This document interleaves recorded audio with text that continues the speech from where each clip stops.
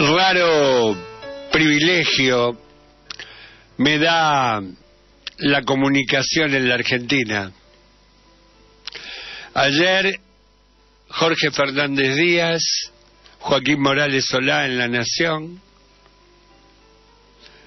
me dedicaron buena parte de sus editoriales, Eduardo Van der Kooi en Clarín también, una parte importante.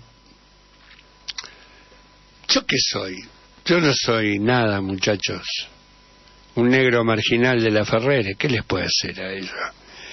Que vive en el Tambo, ni siquiera vive en, no sé, en un barrio un poco más decente, donde vive la gente decente y blanca.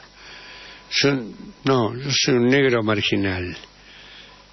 ¿Qué es lo que les hizo tanto ruido en la cabeza?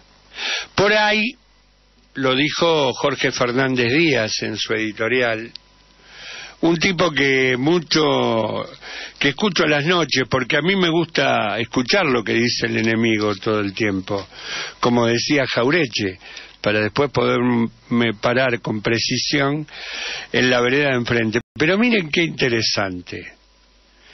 Fernández Díaz dice: Luis Delía es un personaje marginal, pero tiene la virtud de poner en palabras lo que late en ese colectivo.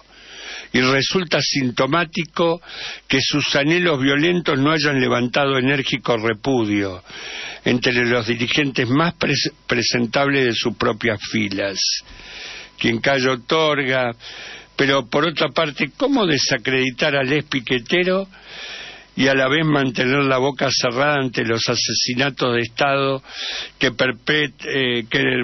se perpetúan diariamente en Nicaragua y Venezuela? Bueno, ya la pone. Pero cuando el tipo dice, ojo al piojo,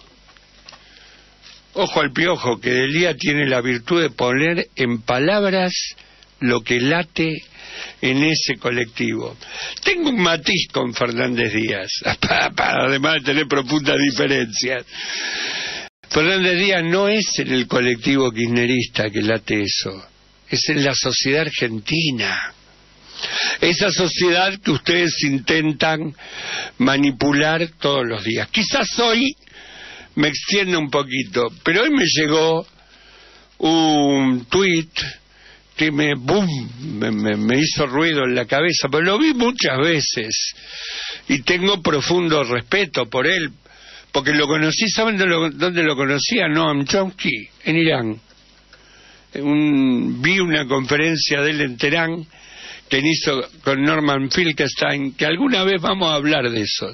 Dos honorables judíos que conocí en Irán y que son tipos, bueno, profundos a la hora de hablar de comunicación, ¿eh?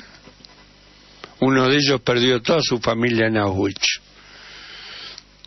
Noam Chomsky habla de las 10 formas, los 10 conceptos que utiliza la prensa hegemónica para manipular a la sociedad. Escuchen, porque no tiene desperdicio.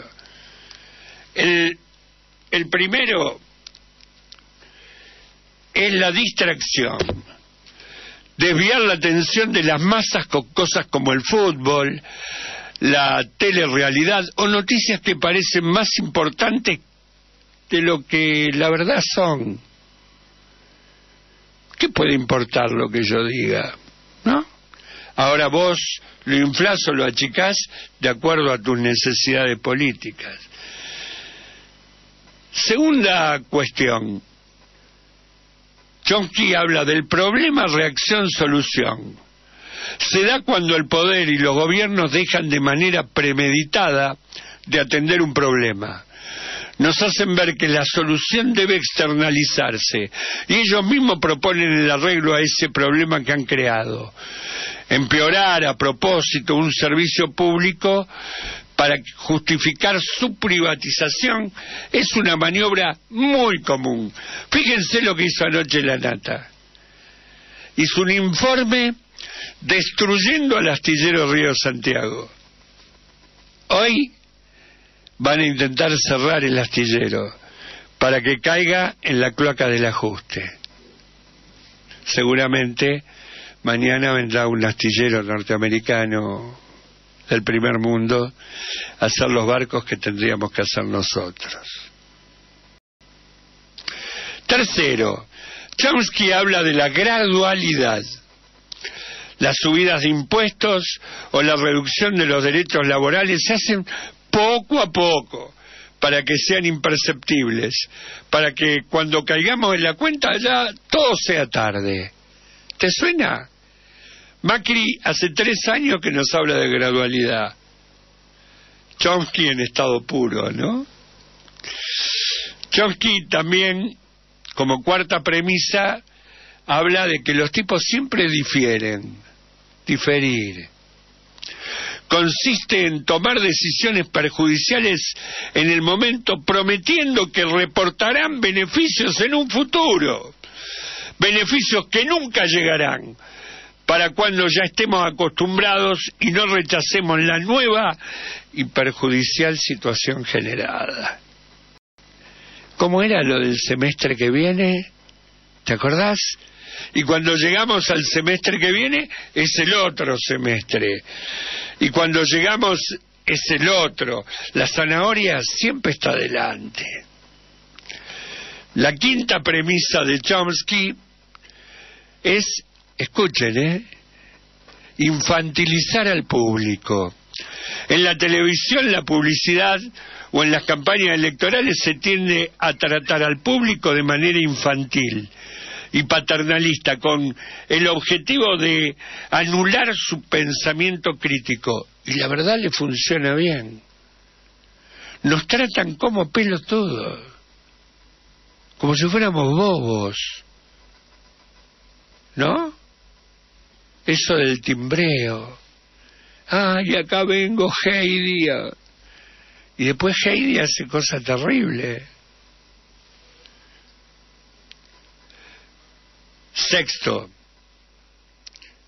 Chomsky habla, querido Néstor, de apelar a las emociones todo el tiempo. La manipulación emocional, Elizabeth, es una de las artes más burdas que hay. Se busca jugar con la parte sensitiva de los cerebros para estimular o no estimular la reflexiva, o sea, apelo a la emoción y no a la reflexión.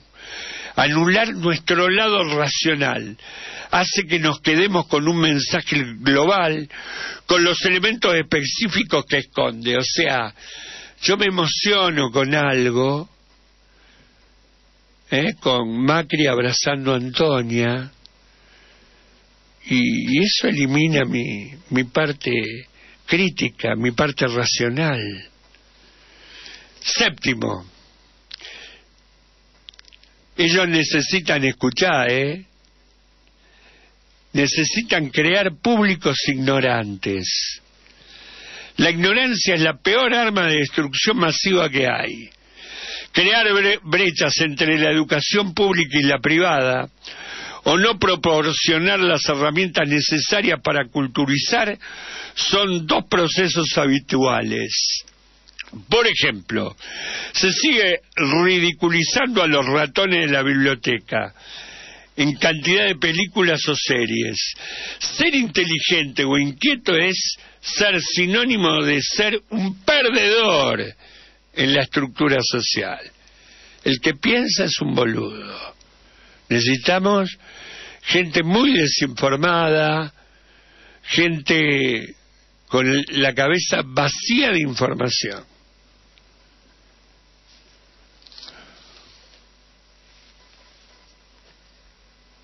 Octavo, promover públicos complacientes.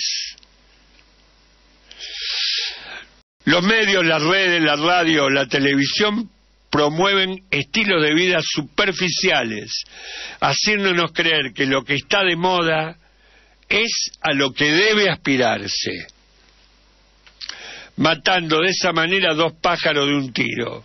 Por un lado crean un dócil rebaño y por otro una sociedad de consumo que va a mantener la maquinaria capitalista siempre en marcha. O sea, en esto el kirchnerismo tiene que hacerse una autocrítica. Nosotros creamos consumidores, Mabel Batirola, no ciudadanos, que piensen, que sean libres, informados, cultos. Mi hija me cuenta siempre que una de las cosas que tienen los países de la ex Unión Soviética es que toda la gente es muy culta. Eran pobres, pero muy cultos. La enorme mayoría de la sociedad iban a la universidad. No tenían plata, pero terminaban la universidad. Noveno, refuerzo de la autoculpabilidad, dice Chomsky. Hacer creer a las personas que solo ellas son culpables de esos problemas que ellos tienen. Es otra jugada maestra.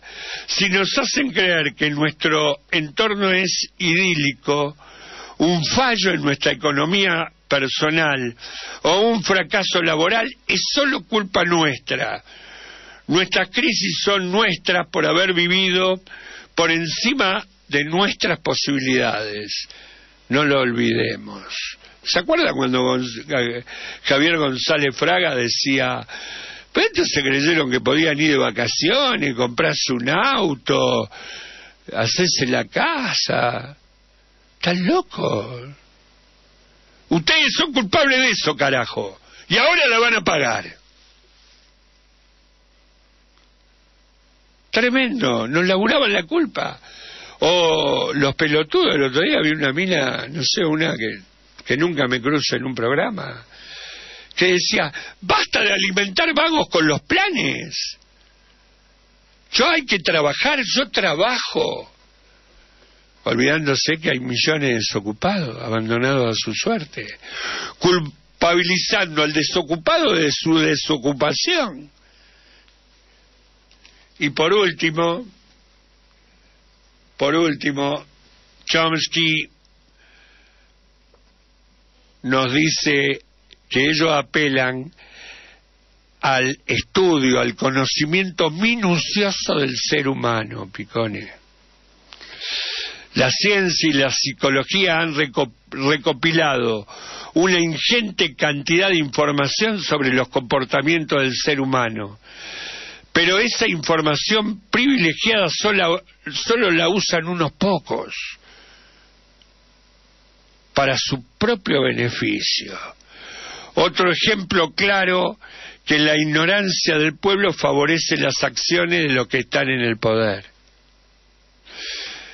Digo, cuando el tipo de mi barrio vota a Macri y quiere ser como Macri, el poder está utilizando el conocimiento profundo de las aspiraciones de la sociedad para someterte, para doblegarte. Impresionante. Me pareció por estas horas muy bueno tratar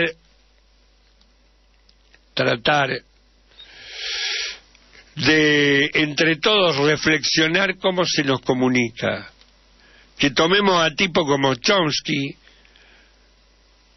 un epistemólogo, un tipo, ¿no?, que tiene la misma profesión que un yerno mío, semiólogo. Mi yerno Miquel es semiólogo, ¿sabes?, que se dedican a estudiar las esencialidades de la comunicación.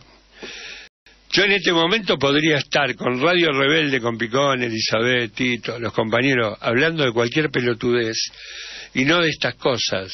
Ahora, la Rebelde siempre va a apostar a tu corazón y a tu cabeza, a que tengamos oyentes lúcidos, oyentes con mucho espíritu crítico, tanto que nos critiquen a nosotros mismos. Bueno, de esto se trata por estas horas. La gran batalla es la batalla cultural, que es la batalla por tu corazón y tu cabeza. Pensalo un poco. Que tengas buen día. AM740. Y Radio Rebelde. Alta Radio.